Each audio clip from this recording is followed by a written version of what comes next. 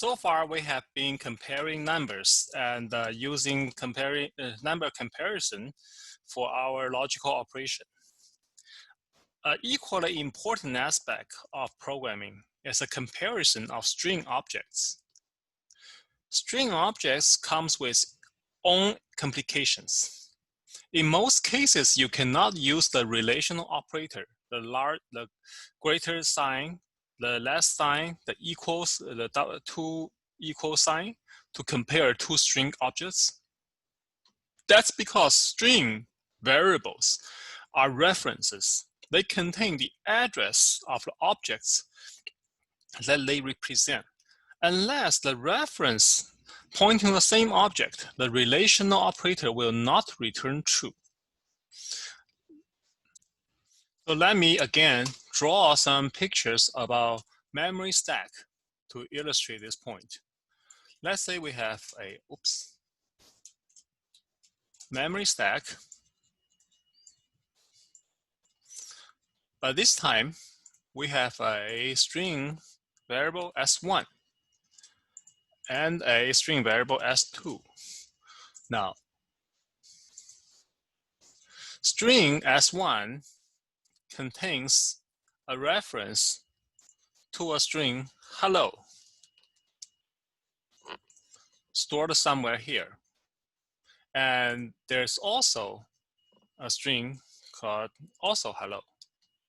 But these two are stored in different places. Let's call it address 1 and address 2. So S1 can be storing the address 1 and S2 storing address 2.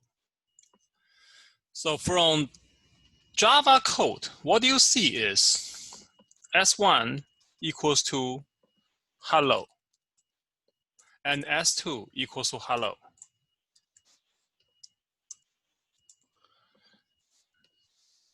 Right? Now, as you see it, you will assume S1 will be equal to S2.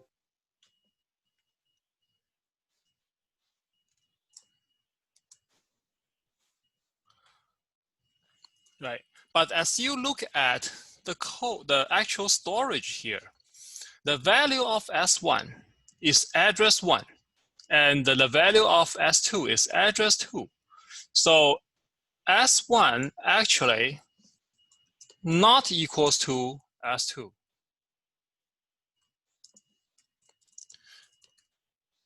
False, sorry. Oh yeah, S1 not equals to S2.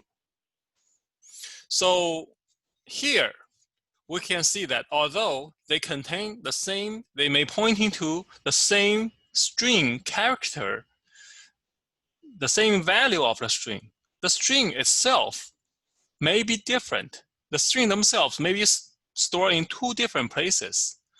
Of course, if it just happens that they are pointing to the same address, both are pointing to address 1, then S1 can be equal to S2. However, since the programmers do not manage memory, it's Java virtual machine that will determine whether you are using the same memory or not. You cannot rely on certain behavior on how Java virtual machine will handle this string, the similar string duplication. So in general, you should not use equal sign, the double equal sign, to directly compare two string variables. Similarly, you cannot use greater than or less than. For example, here, S1, is S1 greater than S2 or S1 less than S2? It all depends on the address. And we do not know the address until Java Virtual Machine loads the program into its memory to execute. It's totally random. You cannot make prior prediction, and you cannot rely on any feature. For this reason, Java will use a specific function called a method called equals. to compare whether two strings are identical in value, not identical in memory address. So here we have a couple of strings defined. Name10 and name11, when they combine together, will form a string mark. Name2 is marked by itself, and name3 is Mary. And I intentionally use name10 and name11 to form the mark string so that the Java virtual machine will not accidentally pointing this and this mark to the same position. So we are comparing mark and mark first. If we use this mark, equal sign, and that mark, the result is mark and mark are not the same using equal signs. However, if we use equals, that's when you have mark and mark are the same using equals method. And of course, mark and Mary are not the same. All right.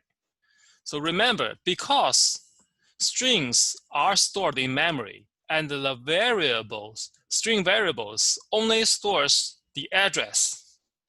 For this reason, directly comparing two variables is not acceptable. You are not going to get any meaningful result from this direct comparison.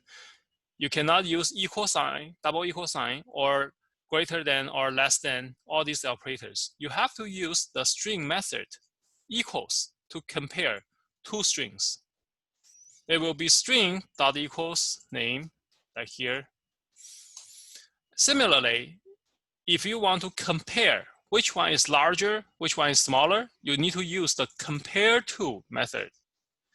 If name1 less than name2, then this compare to will return a negative value. If the string 1 and the string 2 are equal, then this compare to will return a 0. And logically, if name1 greater than name2, this compare to method will return a positive result.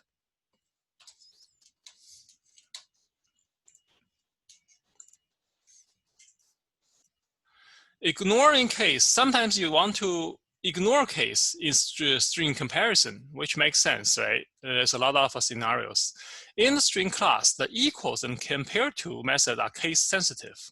In order to compare two string objects that might have different use case, use this equals ignore case or compare to ignore case. So these are pretty straightforward. I'm not going to Prospero. I'm not going to go through this in detail. Now, one thing to note is what we call a conditional operator. Conditional operator is a ternary or three operand operator. You can use the conditional operator to write a simple statement that works like an if-else statement. It will be like a Boolean expression, question mark, value 1 and value 2. If Boolean expression is true, you will get the value 1 as the result of this expression. If Boolean expression is false, the expression's value is value 2. So for example, x greater than y, question mark 10, 5. If x greater than y, the result returns 10. If x less than or equal to y, z is 5. It's a functional equivalent to this if-else statement. And many times the conditional operator is used to supply a single value.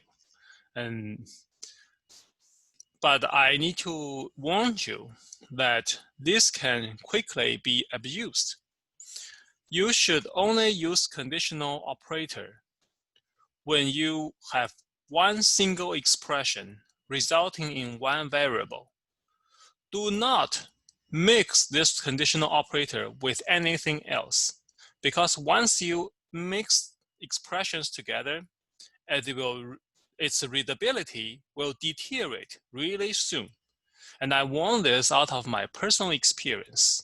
When I was like just starting, at that time there was no even Java, it was C. I was learning C and I was using C, and this operator basically comes from C, the programming language C. And I love this so much. I use a lot of this, and my code becomes totally unreadable. And this is a personal experience, and I see how hard people has to work to understand my code, and I make the decision I will never use this again. So this is a warning for you. I'm not saying you should not use that.